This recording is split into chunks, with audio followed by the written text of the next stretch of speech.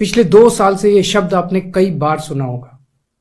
2 साल से बीजेपी की सारी एजेंसीज कई रेड मार चुकी हैं, कई लोगों को गिरफ्तार कर चुकी हैं, लेकिन अभी तक एक भी पैसे का हेरफेर कहीं नहीं मिला, कहीं से एक भी पैसा नहीं मिला। अगर भ्रष्टाचार वाकई हुआ है तो इतने करोड़ों रुपए गए कहां? क्या सारा पैसा हवा में गायब हो गया? सच्चाई यह है कि किसी तरह का कोई भ्रष्टाचार हुआ ही नहीं। अगर होता तो पैसा भी मिलता। ऐसे फर्जी केस में आम आदमी पार्टी के कई नेताओं को इन्होंने अभी तक जेल में रखा हुआ है। किसी के भी खिलाफ कोई सबूत नहीं है, कुछ साबित नहीं हो रहा, खुलेआम गुंडागर्दी चल रही है, किसी को भी पकड़ के जेल में डाल दो। अब बीजेपी मुझे गिरफ्तार करना चाहती है।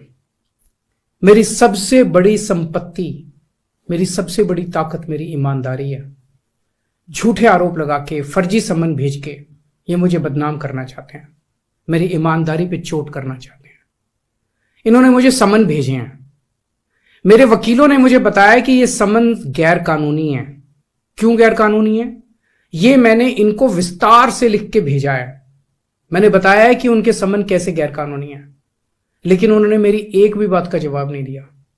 इसका मतलब उनके पास मेरी बातों का जवाब नहीं है। इसका मतलब वे भी मानते हैं कि उनका नोटिस गैर कानूनी है। क्या मुझे एक गैर कानूनी समन का पालन करना चाहिए? अगर कानूनी रूप से सही समन आएगा तो मैं पूरा सहयोग करूंगा। बीजेपी का मकसद जांच करना तो है ही नहीं। इनका मकसद तो लोकसभा चुनाव में मुझे प्रचार करने से रोकना है। ठीक लोकसभा चुनाव के पहले इन्होंने मुझे समन भेजा है। क्यों? इस जांच को चलते 2 साल हो गए। अभी ठीक लोकसभा चुनाव के पहले मुझे क्यों बुलाया जा रहा है? पहले क्यों नहीं बुलाया? सीबीआई ने मेरे को 8 महीने पहले बुलाया था। मैं सीबीआई में गया था, उनके सारे जवाब भी दिए थे।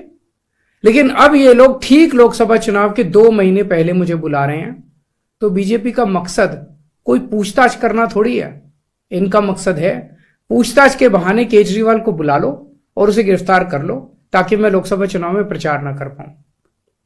आज बीजेपी भ्रष्टाचारियों को नहीं पकड़ रही, बल्कि खुलेआम ईडी और सीबीआई का इस्तेमाल करके दूसरी पार्टियों के नेताओं को तोड़ के बीजेपी में शामिल करवाने का काम किया जा रहा है। एक नहीं, 2 नहीं, कितने उदाहरण हैं जहां किसी पार्टी के नेता के खिलाफ ईडीआई सीबीआई के मामले चल रहे थे या उन पे गंभीर आरोप लगे हुए थे। जैसे ही वो नेता बीजेपी में शामिल हुए, उनके सारे पुराने मामले बंद कर दिए गए या ठंडे बस्ते में डाल दिए गए। तो जो इनकी पार्टी ज्वाइन कर लेता है उसके सारे मामले रफा दफा कर दिए जाते हैं। जो इनकी पार्टी में नहीं जाता वो जेल जाता है। आज मनीष सिसोदिया, संजय सिंह और विजय नायर इसलिए जेल में नहीं है कि उन्होंने भ्रष्टाचार किया है, वो इसलिए जेल में है क्योंकि उन्होंने बीजेपी में शामिल होने से इंकार कर दिया है। आज हम बीजेपी का मुकाबला क्यों कर पा रहे हैं? क्योंकि हमने कोई भ्रष्टाचार नहीं किया। अगर हमने जरा सा भी गलत काम किया होता तो दूसरे भ्रष्टाचारी नेताओं की तरह आज भी हम बीजेपी में शामिल हो चुके हैं तो होते आज तक। इस तरह देश के ईमानदार नेताओं को जेल में डाल के और भ्रष्टाचारियों को अपनी पार्टी में शामिल करवा के ऐसे तो देश आगे नहीं बढ़ सकता। ये क्या चल रहा है? ये जो कुछ भी चल रहा है बहुत खतरनाक है।